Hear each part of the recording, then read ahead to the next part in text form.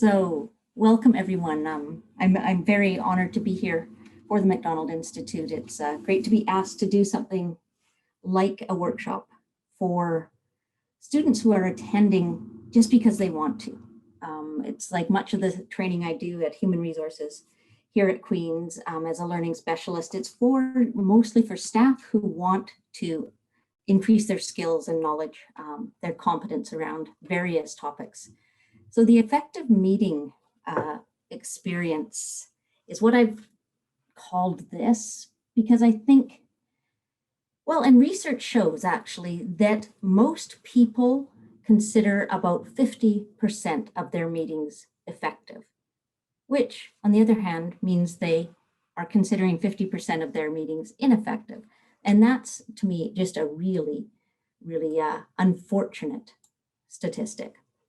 That comes from some MIT research by Dr. Steven Rogelberg, and he also suggests that the poor meeting experience, not only is it ineffective time spent for everyone at that meeting, and sometimes if you're in a big meeting and you stop and think that's an hour times, let's say 25, that's almost a full week of work when you consider it that way. But he also has identified meeting recovery syndrome, which means employees are losing additional time recovering from bad meetings. So let's see what we can do about that. My plan for today is we'll look at the sort of meeting process from three parts: the planning stage, the execution stage, and then the outcomes. And for each of those, I'm going to look at a few ways that we can make our time spent together in meetings more effective, but also look at issues of diversity, inclusion, and accessibility at all of those stages. Now, Alex and I were talking yesterday, and it might more commonly be expected that I'd say, look at sort of through an EDII lens at meetings. And I kind of like to actually spell out diversity and inclusion and accessibility specifically because I'm not an EDII. I don't work in EDII. I'm an interculturalist. If someone had to ask me what I was, my area of specialty for training is intercultural competence, intercultural communication and interaction. And I like to think about diversity. Well, it's not only that I like to, I feel like I think about diversity just about all day long. Anything I do, I always sort of have in the back of my mind sort of issues of diversity and how different people have different experiences, which results in different perspectives, and how that then affects how some of us might feel more included in a space or less included. The inclusion isn't a natural thing. And accessibility is, do we all have the opportunity to feel included? Sometimes, often actually, we don't. And it's not necessarily, sometimes it is actually purposeful actions, but a lot of times it's sort of things that are done systemic that we don't even think about. And that's what I want us to start thinking about meetings, especially today. At every stage, are we thinking about accessibility for everyone who's part of a team or part of the meeting experience? So this three-part approach is, like I said, from the planning, before everything, all the things that we do to make sure that a meeting is effective, or we try to do, or sometimes we ignore to make a meeting less effective. The actual time together, sometimes it's face-to-face. For most of us, for the last year and a half, it hasn't been face-to-face. And then the outcomes. In the end, what do we go away from the meeting after we say goodbye? What happens, if anything? Hopefully something's happening. Hopefully, especially for those, 50 to 100%. I think we had almost 2/3 of you saying that your meetings were that way. Fantastic. Let's see what else we can do. So starting with the planning stage, I just want to talk about a few different things. And I think the first one we should always be thinking about is your meeting necessary?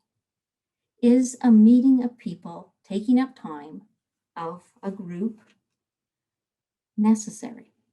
Are there other ways that the same outcomes can be achieved and perhaps more effectively achieved? Got two handouts that Alex, I think you have them to share put them in the chat, that'd be great. Because this comes from one of them, Sarah Goff DuPont's How to Run Effective Meetings and Thrive. And a little bit of it is tongue in cheek, but I think it gives a good visual of all the different things that you can think about and decide whether your meeting is actually necessary to bring people together at the same time synchronously, or if you can do it in different ways. Not every time that you need to share information does it need to be in a meeting. I mentioned the MIT research, Stephen Rogelberg, who has 3 points that he thinks in the planning stage that we should be thinking about. Don't over-invite. Is everyone who's invited to the meeting and may potentially accept, every one of them need to be there? Sometimes we think the more people who are invited, the better the outcomes will be, because we'll get, in case anything comes up. It's not necessarily always the best approach. Sometimes it's better to have more focused kind of discussions about certain things with the really key people. You can share the outcomes of the meeting, and that's actually a really good idea that we'll talk about. But at the time, you don't necessarily need to have a huge number of people. And in fact, fewer people will probably make your discussions more fulsome and your outcomes more effective. Set the time properly. I think before this pandemic, we sort of thought meetings were an hour. If it was a really important meeting, we might make it 2 hours. And we kind of went into I think, pandemic thinking, okay, every meeting's an hour, and suddenly people's days were full from, 9 to 10, to 10 to 11, 11 to 12, usually over lunch. Let's get one in there, 12 to 1. I went into a meeting recently, and the person came on and said, do you mind if I go to the bathroom? Now, there's nothing wrong with needing to go to the bathroom or sharing that, but you don't expect it in the workplace that someone feels like they have to ask if they can go to the bathroom. And that's what I think we're finding is our days are getting jam-packed and from sort of without any time in between. So having a proper time, and I think in any case, you should always be, if you're setting meetings, giving yourself at least 5 minutes per half hour of time not meeting, where you can reset, you can kind of process what you have been thinking perhaps in the previous meeting. If you're going on to a new one, you can reset your mind and get it onto those things that actually matter for the next meeting. You're not always feeling like there's this scattered, chaotic mix of topics in your head and you're trying to sort them out as others are talking in the meeting, and then it's time for you to contribute and hopefully you're on the right topic. So timing is important, and think about how much time do you really need? And they say that actually if you set a meeting for say 25 minutes rather than 30 minutes, people will be more focused. If you set it for 50 minutes rather than an hour, again, people are more focused and realize, and often if you set it for 50 minutes, it more often will end on time than if it's an hour-long meeting. Psychologically, our minds do funny things with time. And thirdly, Rogelberg talks about the agenda. The agenda should be really precise and to the point and clear. We'll talk about when it's sent out, but when people are thinking about coming to the meeting, they should have a really good idea about why they are coming to the meeting. And I think the more clear the agenda is, the better prepared people will come too, because they'll know exactly what they need to have read up ahead of time, to have considered questions that are going to be asked, that sort of thing. If you send that in an agenda, people will come in the right frame of mind and in a very good frame of mind. Okay. I want to talk a little bit about efficiency and effectiveness. This is in the DuPont article on running effective meetings. And she says, an efficient meeting starts promptly, stays on track due to good time management, includes as few people as possible, and achieves the stated objective. That sounds great. That sounds really good to me as a very sort of monochronic person who likes agendas, who likes schedules, who likes things to start and stop on time, you know, very monochronic. On the other hand, she says, an effective meeting brings a thoughtfully selected group of people together for a specific purpose, provides a forum for open discussion, and delivers a tangible result. Now, when you think, okay, stated objective or tangible result, most of us probably would think, okay, a tangible result is going to be, objectives can be anything, but tangible results are tangible. They're things that actually happen and get done. And when it comes right down to it, that's what meetings should be. The open discussion. That's, to me, something that can't happen when you're not face-to-face with someone, whether it's online or at a table, you know, actually in person. That discussion, those ideas sharing, the things that come up in an effective meeting, according to DuPont, those things are valuable for the meeting that don't necessarily happen in any other space. So the thing is, I think here, are we aiming for efficiency? Are we just kind of, you know, like checking off the boxes, everything done, objective achieved? Or are we wanting something more, something fulsome, something maybe even surprising and creative from a meeting, that there's a real result that helps our work progress, helps our projects to move forward? Whatever reason we're meeting, it helps us to achieve something. Those are the effective meetings. That's what I'm talking about when we're making meetings effective. We're trying to create that space where tangible results help us move forward. Any questions? If you want to, I know that Alex, Jennifer, Max, you're watching the chat, so if there are questions, let me know, interrupt. Anyone can. We're definitely watching the chat, not to worry, Allison. I think we are all just captivated by what you have to say right now. Great.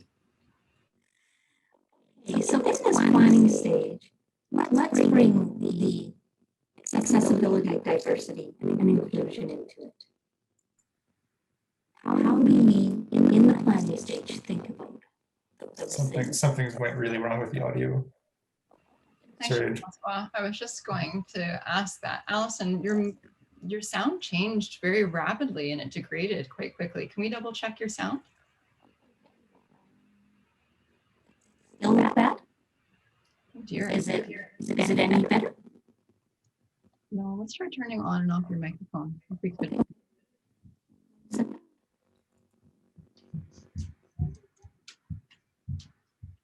If you're using an external microphone, I wonder if perhaps the cord became loose, something to that effect. It was because it was quite a drastic change.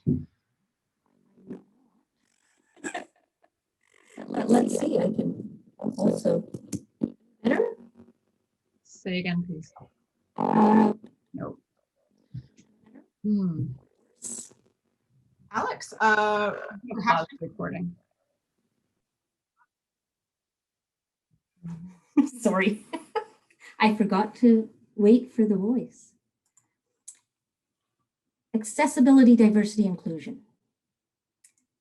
An agenda for a meeting, a lot of people will think, oh, it's a formality. It just makes everything. It does. It's not really that necessary. It is. It is a necessity in keeping your objectives and your goals and everything that you need to make the work of the meeting progress. That agenda is like a recording of it. Sharing it ahead of time is also a necessity. There are people who will come to a meeting, and if they have no idea what's going to happen at it, will not be their most effective. They will need to consider what's being discussed at a meeting, and they'll have to do that ahead of time. Some people just aren't on the spot type people. The most common sort of set of people, introverts.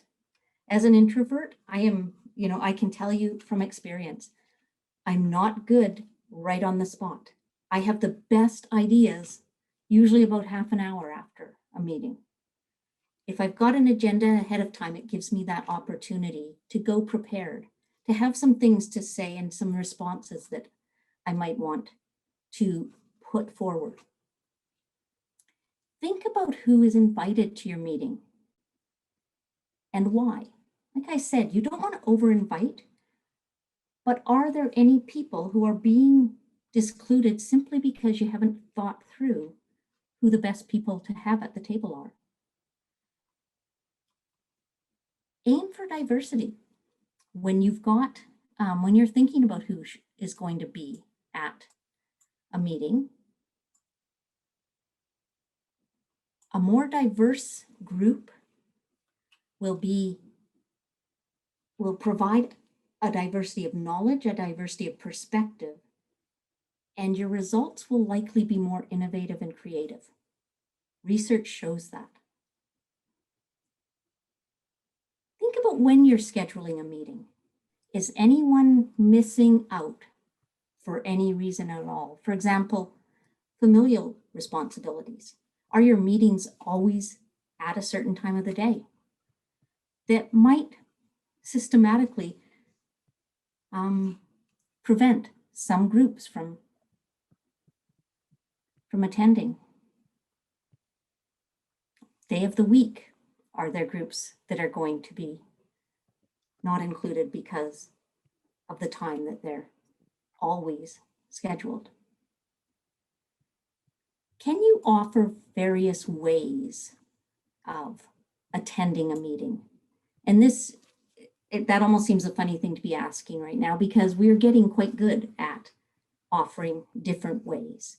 And that's going to become important as workplaces become more of a hybrid mix of some people working on site, some people working remotely, or as students, that some students are attending remotely, some face-to-face. Can you be flexible in that access to the meeting? Those are just a few of the things to think about in the planning stage. Any questions? We're good to go ahead? Alison, I really like the way that you're thinking about different groups. And I wonder if you could provide even the example that you and I talked about the 5 o'clock board meetings. Right. That used to be at Queen's, apparently. Board meetings were always at 5 o'clock. I don't know if that would occur to any of you. That's probably going to disclude anyone who has family obligations. 5 o'clock is a bit late to be leaving kids after school, at daycare, that sort of thing. You're probably not going to be able to volunteer for those positions, to be on board or Senate, or, and the way our society works, that's usually women too. So not only people who have familial responsibilities, but women, or those who are looking after childcare, which can be other genders as well, but Are you discluding people because of that time? That's great, Alison. We do have hand raised. Jean-Francois, do you want to add your comment? Yeah, something I can add to that is also outside of the official meetings, make sure that your important discussions and decisions don't happen at unofficial meetings like at the pub on a Friday night, Absolutely. where either people don't drink and they don't come, or they have other family things, or, you know. Yeah, absolutely. I mean, it's hard to avoid because sometimes the discussion ends up just going that way sort of naturally, but Yeah. if you're aware of it, you can remember that you can still have the discussion, but then make sure you kind of like formalize it and have an opportunity for everybody else to participate who's not going to the pub. Also, you might not make the best decisions at the pub at the end. Well, yeah, and you can, some people will say, oh, well, you don't have to have alcohol at a pub. But the thing is that a pub is a place to go to drink alcohol. And that is, a lot of people who don't drink can feel very uncomfortable around people who are drinking, especially if it's, 1 or 2 or 3 or, that does happen. That's a great example, Jean-Francois. When I was in my last workplace, I had been there probably, 10 or 12 years, had a colleague who had been there not as long as I had, who one day mentioned the director's bottle of scotch in his desk drawer. And I said, what? He said, oh yeah. He said, surely you've had a scotch after work. I said, no, I haven't. I have never been invited to have a scotch with the director after work. And he had. And I sort of informally, sort of polled my other colleagues in the workplace. Most of them, except the assistant director, did not know about that. And we were all women. And it's like, oh man, it felt so much like, what was the show? Boston Legal.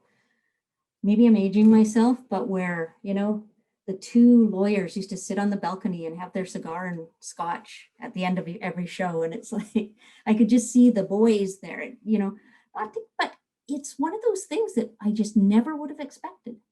But, who knows what the conversations were? It's just a workplace there shouldn't be those sorts of things that make you feel like, oh, what am I losing out on? Yeah. It's an interesting thing. So, the best we can do is just always try and keep these things in mind. Are we doing anything that is discluding others as individuals or as groups? Okay. Let's look at the execution of meetings. So, first of all, are all the pieces in place? Is there an agenda? There should be. And circulate it at least a day ahead of time. Is the space, you have the space that you need? Nothing worse than going to a meeting where the space is too small and it's crowded and it feels just right from the start uncomfortable. Good space. Is it online? Is it both? Can it be both? If there are the potential of people working remotely who can't get to where the meeting is happening. Do you have a chair or a facilitator? That is something that is so crucial. Someone who has it in the back of their mind that they're going to keep the conversations, the discussions, everything to the point and kind of flowing through the agenda. There's nothing more frustrating, a meeting with an agenda that has, 6 points on it, and about 3/4 of the way through, people are still talking about the first point. And then you just quickly run through everything else. And maybe it was 3 and 4 that were the things that you really were invested in and wanted to have some good discussion around. You're going to leave that meeting frustrated. You're probably going to go through a little bit of that syndrome, that post-meeting syndrome where, you have to get over that experience. And that's not good. A good facilitator or chair is very skilled at kind of keeping discussion on point and keeping discussion moving. An agenda that has times for each item is a dream. If you can do that, that gives people an idea of how long they can sort of contribute, or if they're taking up more time than maybe is available. A note or a minute taker. Another thing that maybe seems like, well, everyone can take their own notes. Then you've got however many people are attending, that many sets of notes, and possibly that many different interpretations of discussion. A good facilitator, minute taker, knows how to actually just record facts of things that are said without, when you read a good minute taker's notes from a meeting, you would have no idea what their opinion is about anything that was said. It's just straightforward, it's just the facts.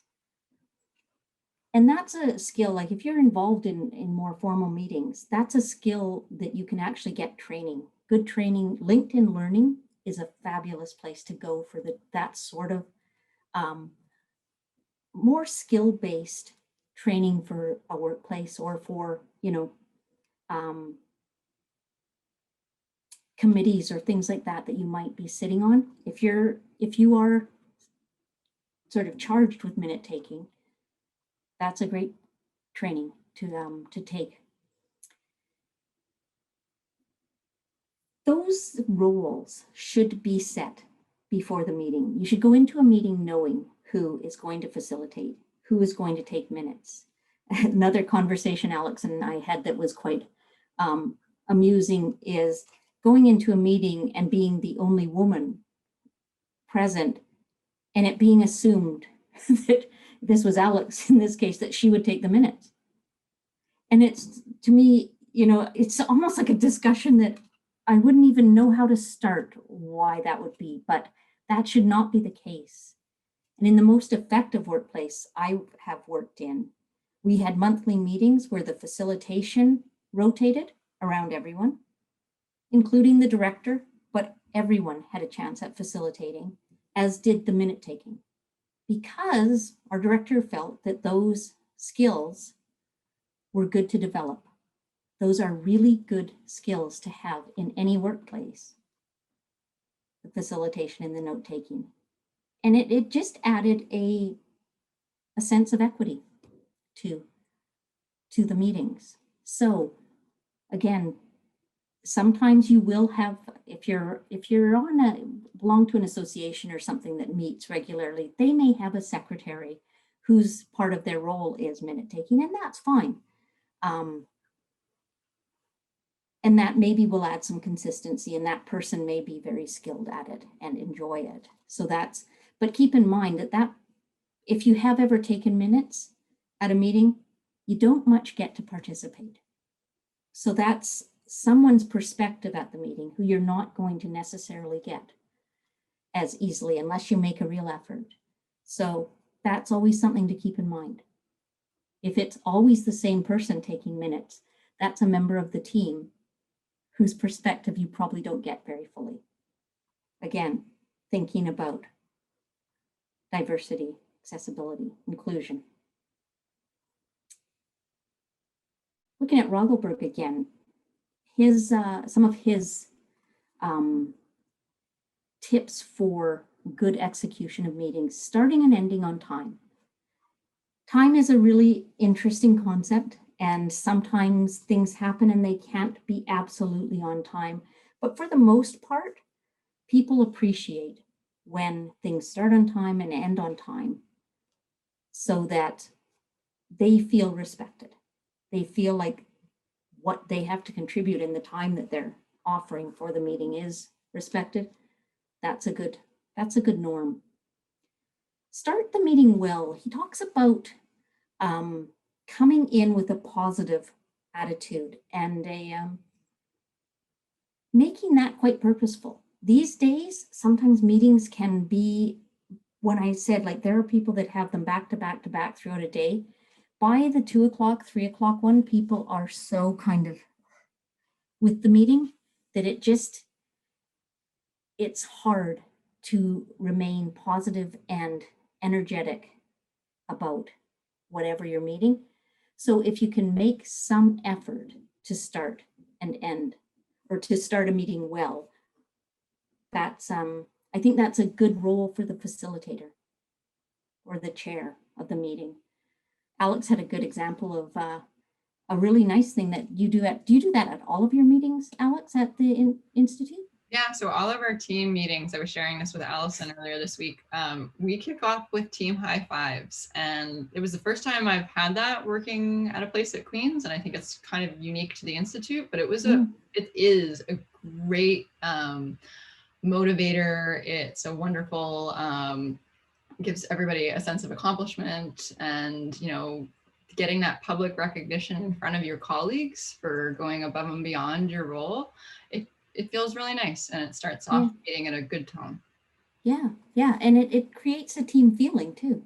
Mm-hmm. And that's, you know, that will really add to the work of the team in that meeting and beyond.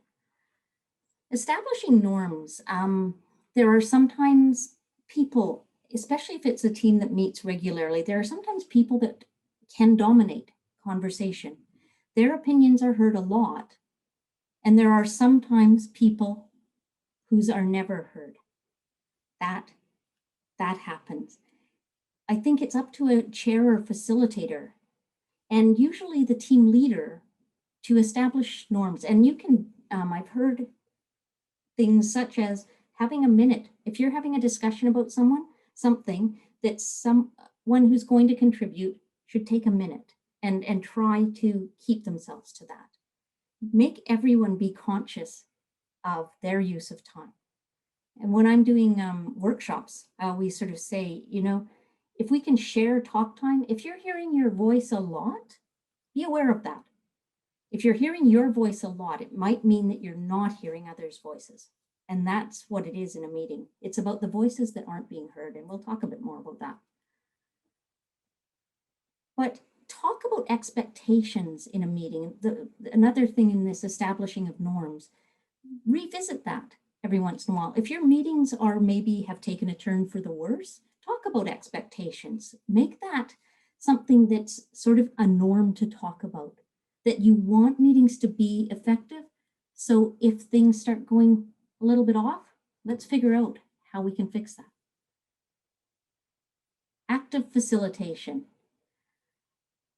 Rugelberg talks about a steward mentorship or a steward mindset, and that the leaders of teams be deliberate, and they're looking after every member of their team, and being quite deliberate in how they make decisions, planning to execution to outcomes, taking care of their employees, taking care of their employees' time, and taking care of their employees' productivity.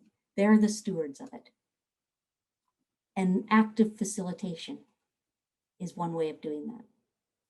There are so many tools now that you can use for polling, for getting people's opinions. People can speak up on a microphone or they can use a chat. Use them. Those will increase accessibility. I can almost guarantee you. Using video for if you are meeting remotely, and I've heard a lot of good reasons for this. At first, when we were starting during this pandemic to have these meetings, and people were uncomfortable being on camera and didn't necessarily like this experience. I think now we have become used to it enough that for meetings, especially team meetings, regular meetings, using video is an important way of keeping track of people's well-being. That, you know, you would never go to a meeting and sit behind a screen or anything. You're going to be seen. When we work together, you know, face to face, you're always seen. So I think we need to get used to that video so that we can be sure that our colleagues and our teammates are okay. I recently was in a workshop where someone had no camera or video, or no camera or microphone on her computer. And so she had only ever been able to participate in meetings through the chat. And that was a whole team then that had not seen that teammate, and who knows, however many others in the in the unit or department for over a year. And I've heard that from other people, that they had not seen their colleagues' faces for over a year because they just didn't use video in their meetings. I think that's something as human beings, that's going to be to the detriment of the team. We kind of need, I think, some visual representation of each other and that we're all okay. So I would argue for the use of video.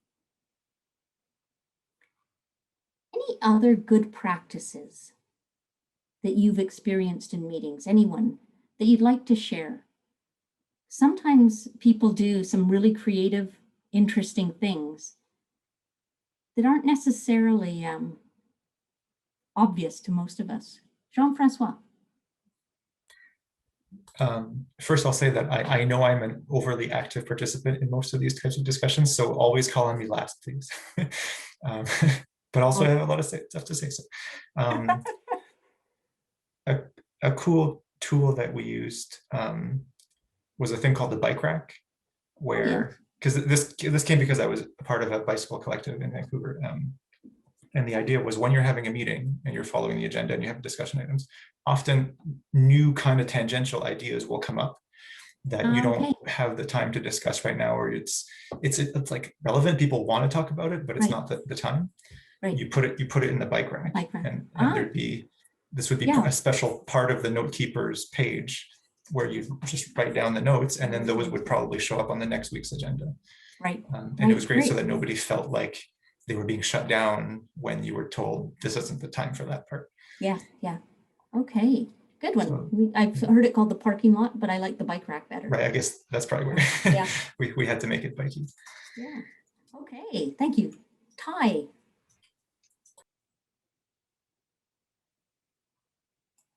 Can you tell us what? Yeah, I just wanted to say ending.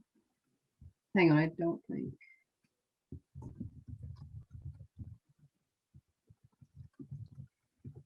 Sorry? We're having trouble with your sound.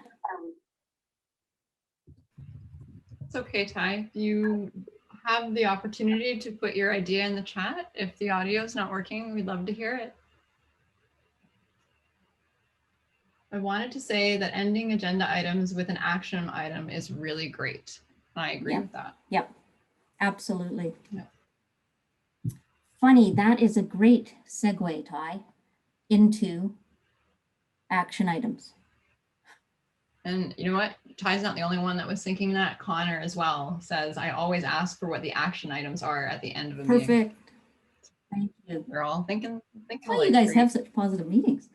All right, there should always be action items, and they should always be identified. And every action item should have at least one person who is responsible for it. And it can be more. We'll talk a little bit about that. But finally, the person who's responsible for an action item needs to understand what exactly they are to do. And I have to say, I'm guilty of that. Been given responsibility for something and not been entirely clear. And afterwards talking to a colleague about, okay, is this what we were after? And that's just wrong. I should have not left that meeting without knowing that. I should have asked, is this what we're after at the meeting? But you should, if you're responsible for an action item, make sure you understand what everyone thinks you're going to be doing. They are so important. If you have no action items after a meeting, I think we need to go back to that first slide that said, was your meeting really necessary? If nothing comes of a meeting, it might have just been for the donuts. So keep that in mind and make sure that your meetings do end with those. And we'll talk a little bit in the after the outcomes, how important they are, because they will help with the next meeting. Okay, let's just think about accessibility, diversity, inclusion. In the actual meeting, are all voices being heard? I mentioned introversion, extroversion. Quite often, if there is someone who is always very quiet in meetings, that might be the reason. Are they given the opportunity to think about an agenda ahead of time? Intercultural communication is another way of excluding certain voices. And I'll just quickly explain. There's a theory in intercultural studies that pacing of communication happens in 3 ways, verbal communication. The first way is turn taking. That's when one person speaks, they finish, another person speaks or responds, they finish, and there's another response, or the first person speaks again. And the communication is quite fluid. There is a fluid line with very few gaps. That's the first way. The second way is over talking. There are some cultures where one person will start talking, a person will have an opinion about what they're saying, and they will start to express that opinion before the first person is finished. But that it's not a problem. It's not like they feel interrupted or anything. They just over talk. And if you have a large group and that's happening, usually everyone in the group is okay with that and has, they're hearing things. That's if they are one cultural group. And then finally, there is the pausing style of pacing, where someone says something and there's some silence. Well, another person might consider their response, think about what the person has said, formulate that, and then they'll answer. Now, I think at best, sort of Canadian society and in general workplace or meetings that we're at are mostly turn takers, sort of verging on over talking. Now you can imagine who is never heard. Because if you've got turn taking and over talking happening, there's never any silence. There's never any silence where that person who is used to pausing gets to think for a moment and then actually enter the communication. Now, that is not to say that we have to all adopt, one way that includes everyone, but if we are aware of different styles, if we're aware of those voices that we're not hearing, let's try and think about the reasons we might not be hearing them and try and bring them in, try and make space for everyone to have a chance. And again, as the pauser, we maybe have to develop a few skills about being able, or skills for jumping into a conversation, making our way into a conversation. Maybe sometimes we're a little bit uncomfortable and we feel like we have to do it too quickly. But we all have to, I think, make that effort and understand our differences, but also make the effort to hear our differences.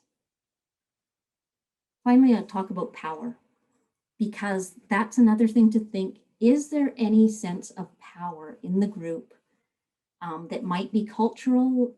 Some people respond to power and kind of expect more hierarchy in our meetings, some people less.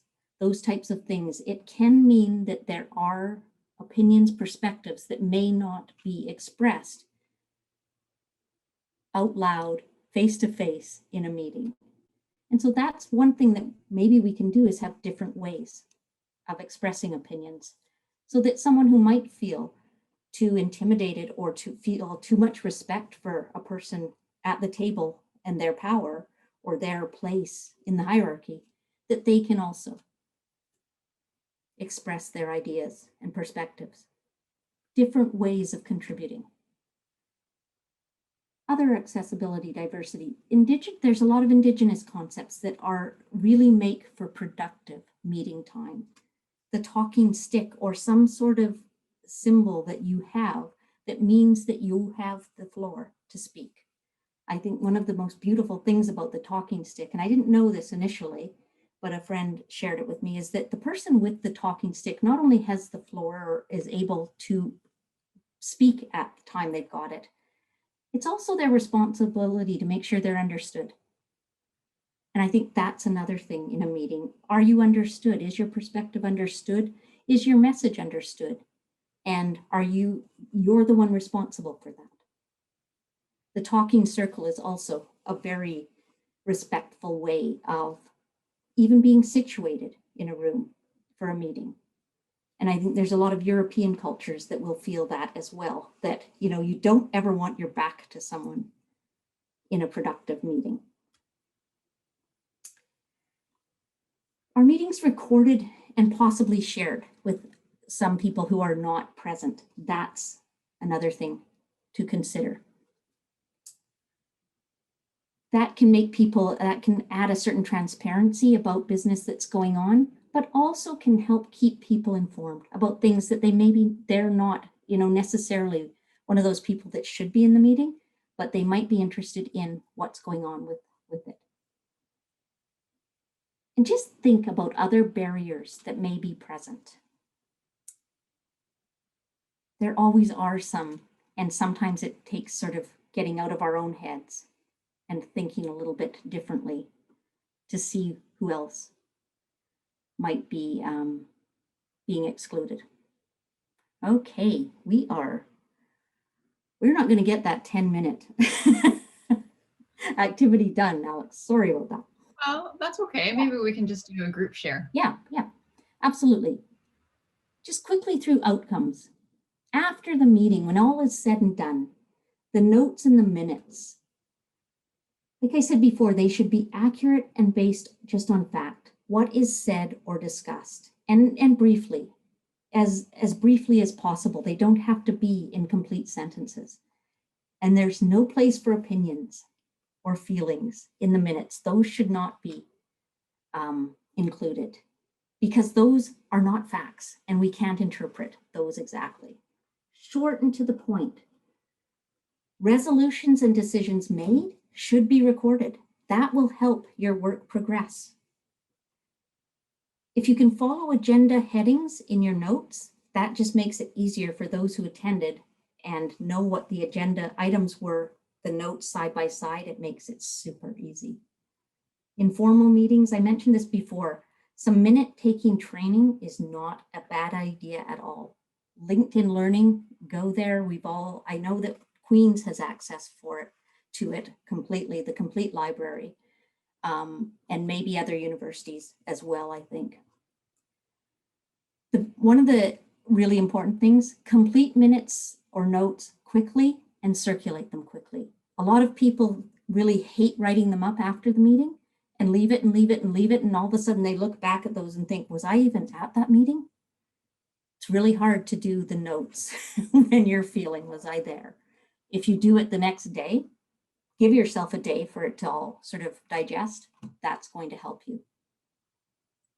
And it's going to help everyone who was at the meeting if they can have those quickly, especially if there are action items and there's things that they need to get scheduled to complete. The action items, foundation of your next agenda. That's why they're really important. They kind of feed, and that gets the ball rolling with work. If you're responsible for an action item, consider it as a commitment to your team's success. You're part of the work if your name's there, and the team's success will depend on you. Schedule time to complete it. Make sure that you put it into your agenda.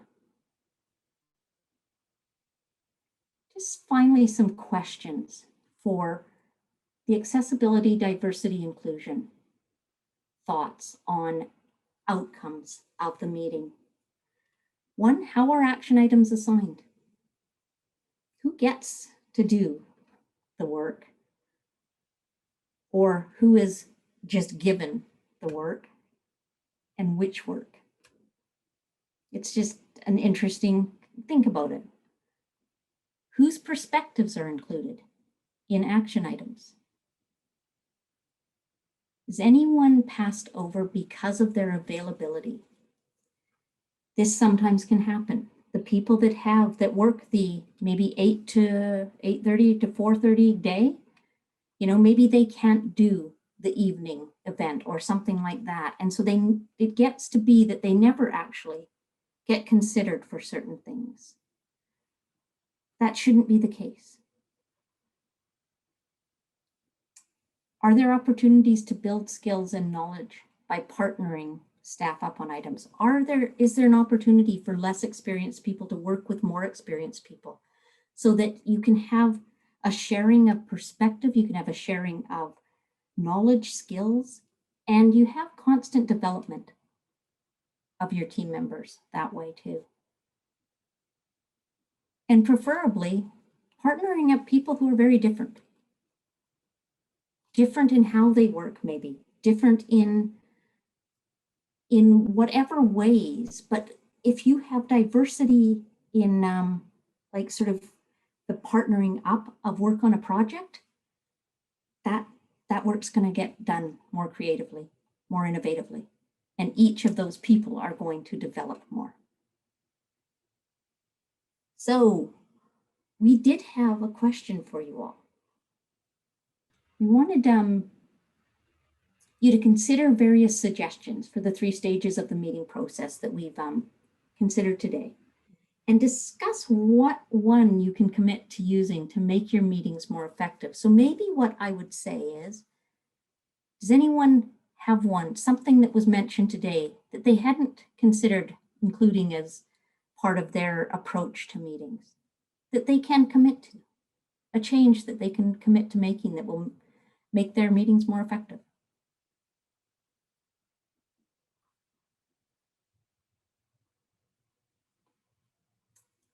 I'm supposed to ignore you for the moment, right, Jean-Francois? Is that what you told me? I guess that's a question directly about your question as well.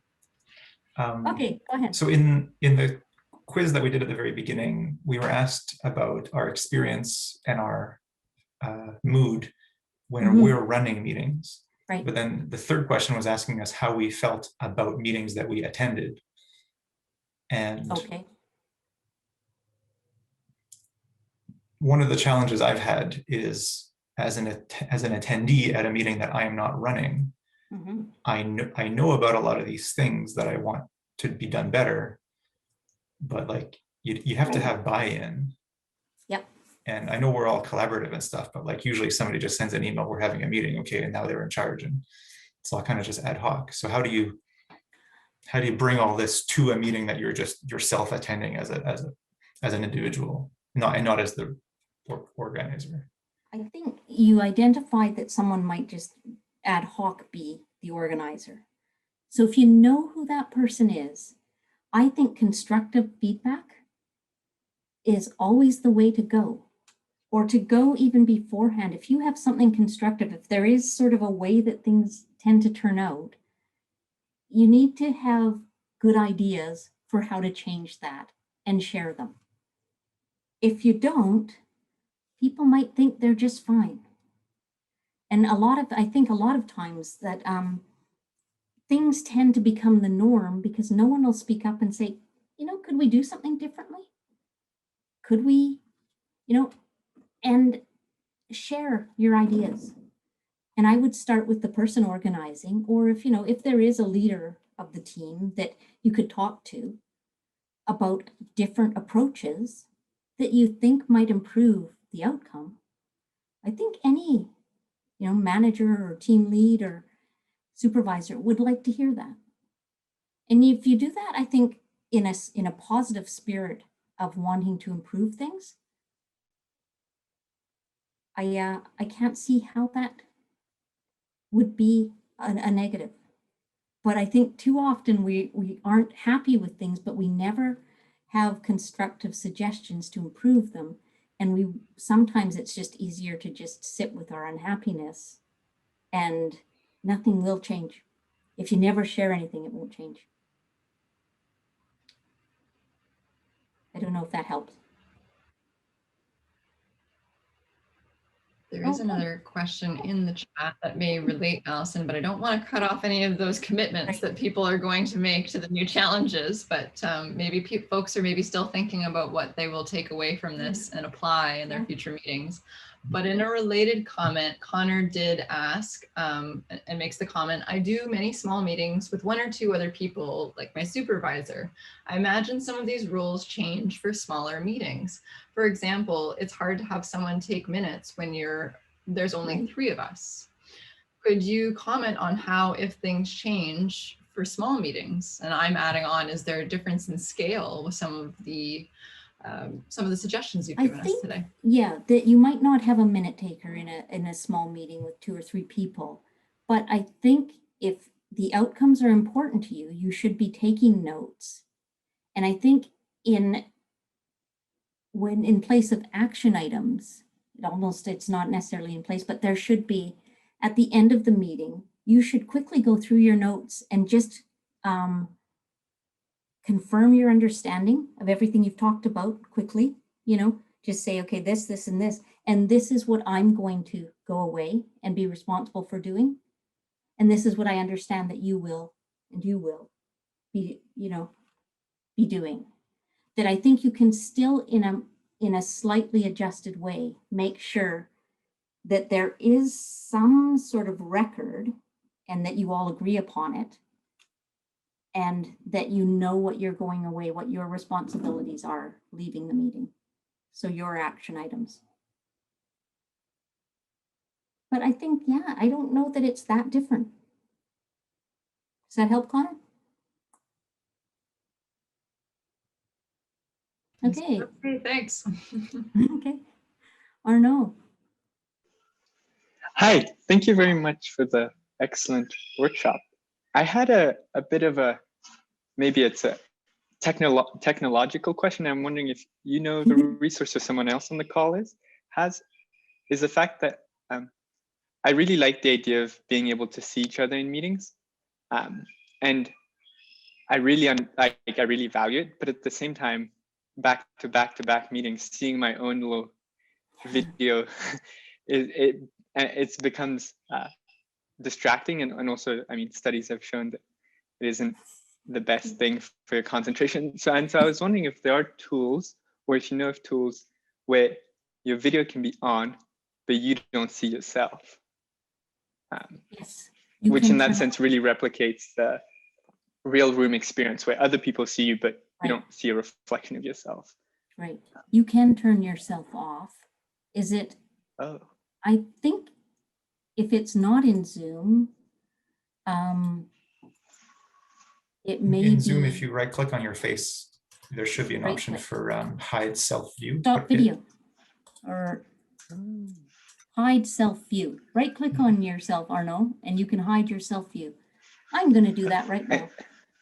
But just remember that it's still on. That's the important part. I didn't know it was that research was showing the problems with it. I thought you were going to tell us we were all becoming narcissists. Okay, well, that's excellent. Yeah, well, thank you. Thank you for the meeting, for all the great meeting and this new tip. Excellent. Thank you. You're welcome.